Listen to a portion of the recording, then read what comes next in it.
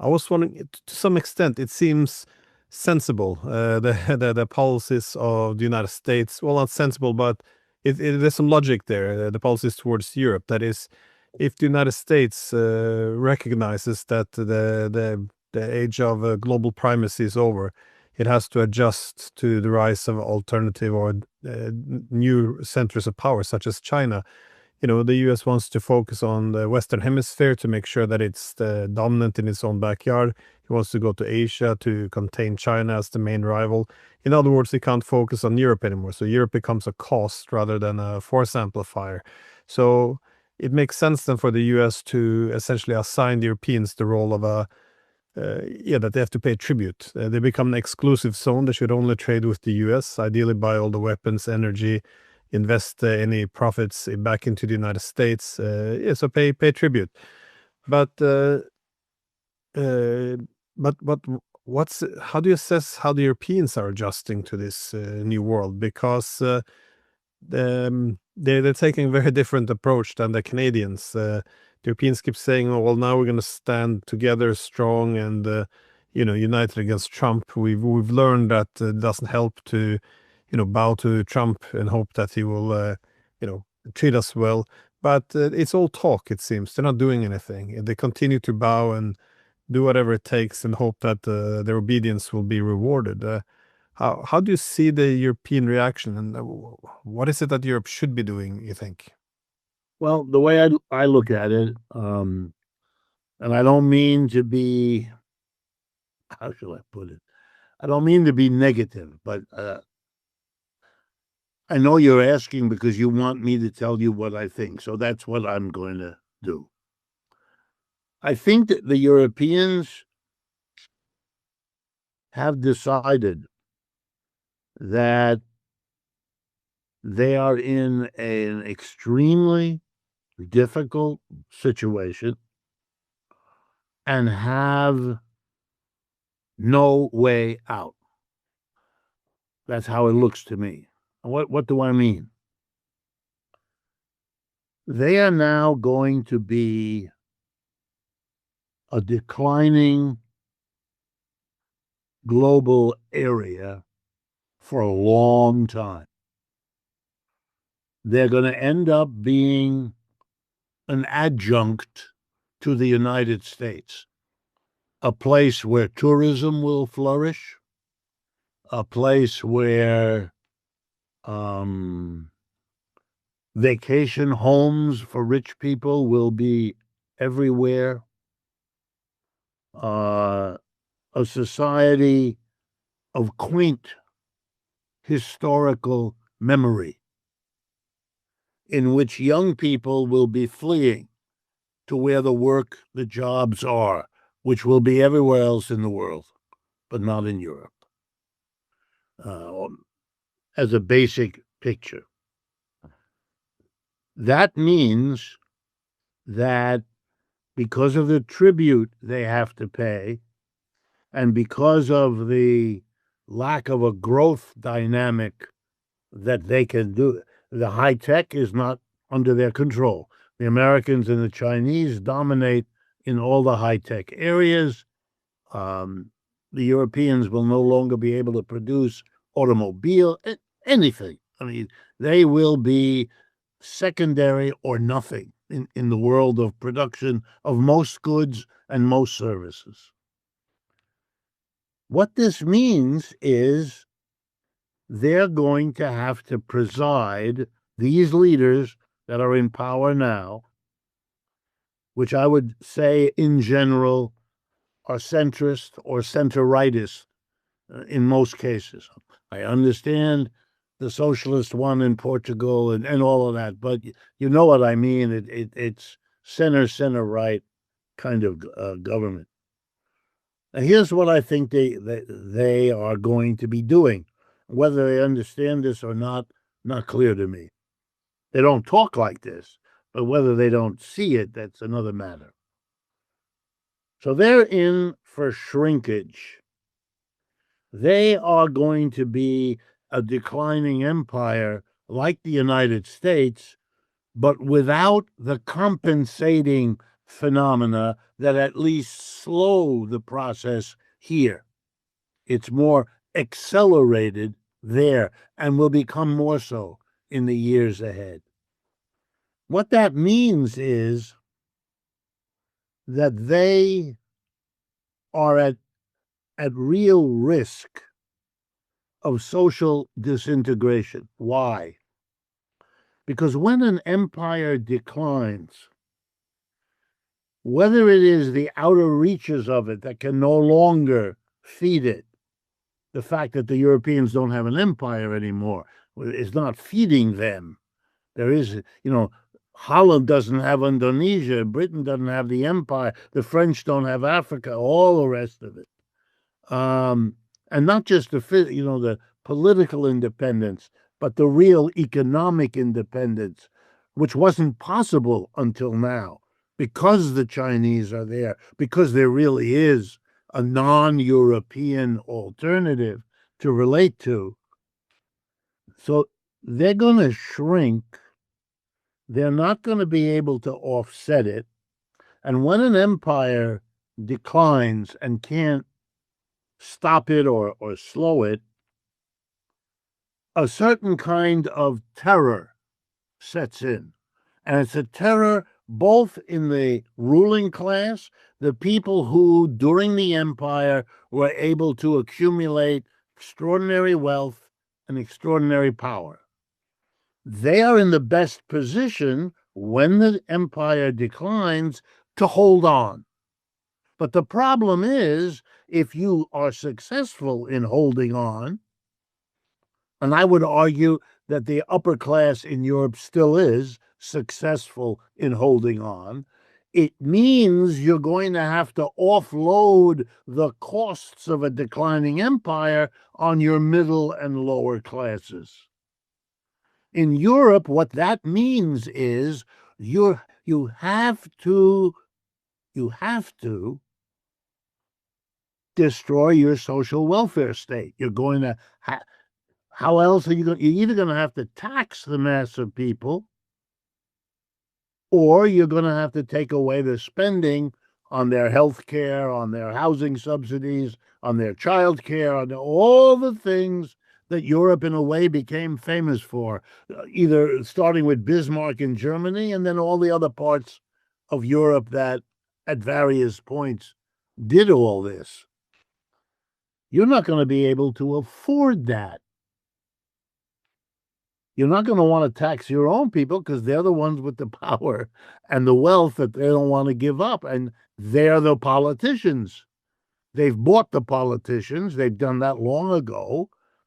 And so now Mr. Merz has to give speeches telling the German people, we can't afford, it's not a Wirtschaftswunder. It's a Wirtschaft that's going into the toilet. So you got your problem. How is this going to be managed? And now the darkness is going to get darker. How are you going to manage this? You have a pretty strong socialist history. You have pretty strong anti-capitalist political parties. You have a pretty strong socialist cultural base that values these social welfare policies. You are not going to be able to take those away easily. My family is French, and they're not particularly political. But you start taking away, you're going to get, my family is going to go into the streets in France. And I mean that. And not just the young ones, the older ones too. So here's what I see. I see a growing split in European societies. And I want to make it stark. It's a split between the working class and the ruling class. Very classic split that Europe has had before. It's going to get much worse. And the only way that the people in charge could get away with sustaining their own well-being in a declining empire is if they have two things. Number one, an external threat that allows them to deploy nationalism as an ideological program rather than class conflict between the mass of people losing their social welfare and the ruling class. But ideology alone won't be enough. You also need a military. You need a police and a military apparatus much bigger and much stronger than what you have now. Therefore, the ideal solution that solves both those problems is to make a demon out of Russia, and one that requires you to militarily build up in a hurry, because that'll give you the military to repress your own people. I'm going to go a little farther than I should, but I want people to understand the point. This militarization has nothing to do with Russia. Russia can't take over the rest of Europe, would be crazy to undertake such a project. Makes no sense. They don't need it. I mean, I noticed even yesterday the Estonian intelligence department in Estonia issued a document that Russia is not the danger that people think it is. I don't know what happened. Maybe something changed in Estonia, but in Estonia, the idea is gone. For me, I understand this as an American. And why? Because you're replicating American history. The Great Depression in the United States produced in this country a lurch of the working class to the left. The workers in America joined unions the way they never had before. They joined two socialist and one communist party, and the unions and the communists and the socialists all worked together. And you mobilized, and you had a President Roosevelt who had to accommodate, because he wouldn't have been president if he didn't. What happened at the end of World War II was the business community was beside itself. The way that the communists and socialists and the labor movement handled the Great Depression was to punish the ruling class. If you look at all the statistics, inequality in this country dropped like a stone. They were taxed. They were forced borrowing from them. The market was thrown away, and rationing was substituted. World War II. You really whacked the ruling class. And what did you do? You established social welfare.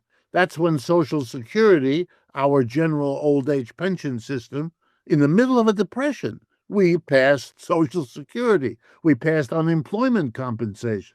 We passed a federal jobs program that employed 15 million unemployed people, and on and on and on.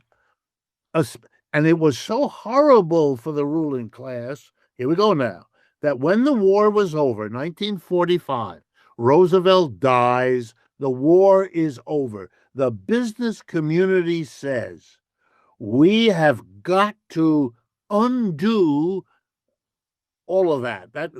By the way, that program was called the New Deal, Roosevelt framework, the New Deal. We have to undo the New Deal. How did they do it?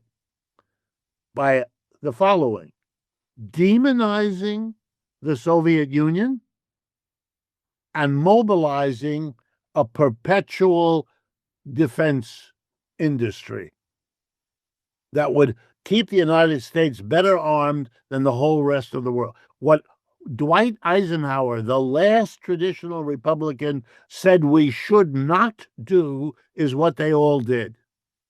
They produced a military which could control the American empire and serve as the foreign danger that would justify a nationalism to erase all of the socialism that had become important. That's what we did. That's what you're going to do in Europe. You're going to do it.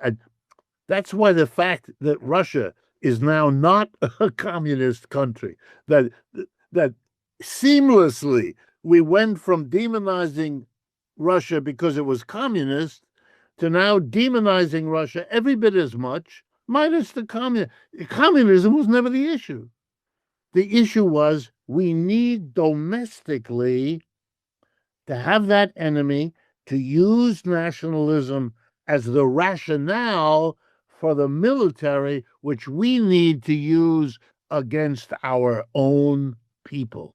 Why? Because we're about to take away from them what the last century of struggle by them got for them. And they are going to be very dangerous for us. We're going to face serious upheaval. But Mr. Mertz wants to be sure that you have an enormously enlarged, Wehrmacht, so that you can deal, not with the Russians, deal with your own people. That's your problem. And I don't, at this point, let me be provocative.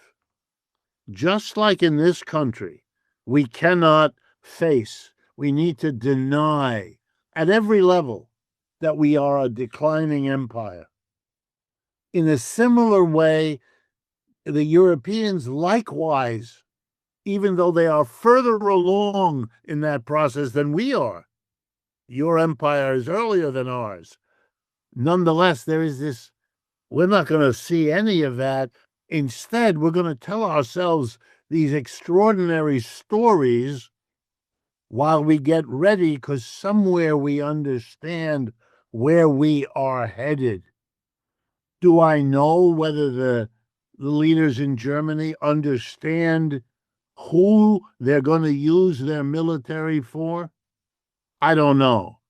But let me assure you that when Mr. Trump, and I hope the Europeans notice this, when Mr. Trump 2.5 weeks ago announced that the defense budget for this coming year will be $1.5 trillion. This year it's $900 billion. That's an increase of $600 billion on a base of $900 billion. We've never had anything remotely what is that for? What is that for? Really? You think against Russia and China? No. We already spend more money than they do on all of this. This is a much bigger project. And my guess is when they sit around at the War College, at the Naval Academy, they talk about what?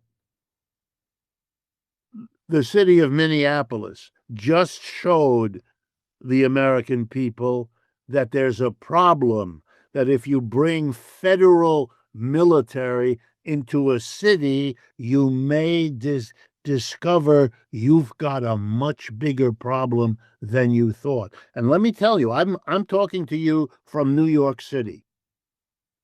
If the ICE comes here, where we have a socialist mayor and more foreigners, immigrants than you can find anywhere else in America, there will be pitched battles in the street.